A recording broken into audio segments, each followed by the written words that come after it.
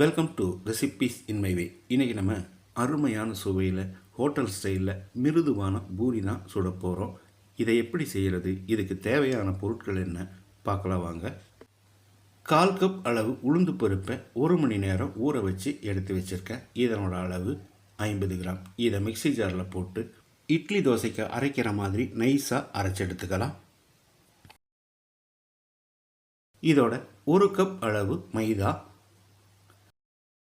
1/2 cup கோதுமை மாவு, மைதாவுக்கு பதிலாக கோதுமை மாவு சேர்க்கிறதா இருந்தாலும் சேர்த்துக்கோங்க. 1 டீஸ்பூன் உப்பு, 1/2 டீஸ்பூன் சர்க்கரை.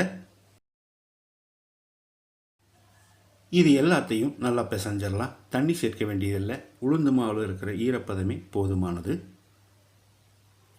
இந்த அளவுக்கு நல்லா பிசைஞ்ச பிறகு ஒரு 2 டீஸ்பூன் எண்ணெய் ஊற்றி மறுபடியும் ஒரு தரம் பிசைஞ்சிடலாம்.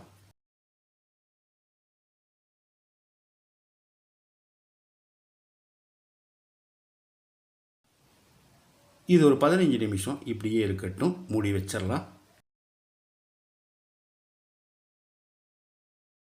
15 நிமிஷம் ஆச்சு. இந்த மாவை நீல வாக்கில் உருட்டிக்கலாம். அப்போ தான் கரெக்டான அளவில் கட் பண்ண வரும்.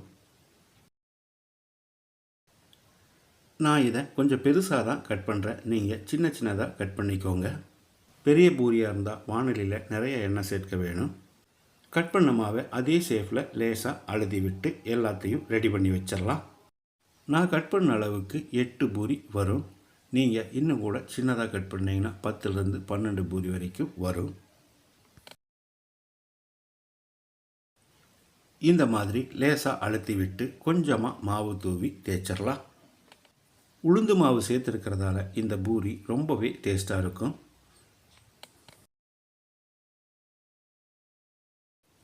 சப்பாத்தியை விட கொஞ்சம் மெல்லிசாக தேய்க்கணும்.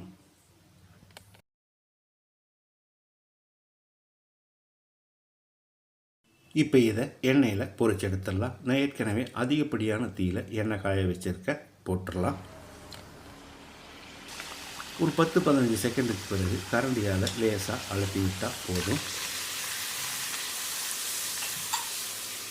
பூரி நல்லா பலூன் மாதிரி ஊதி வந்துருச்சு. இப்போ அதை திருப்பி போட்டு மறுபடியும் ஒரு 10-15 செகண்ட் கழித்து எடுத்துடலாம்.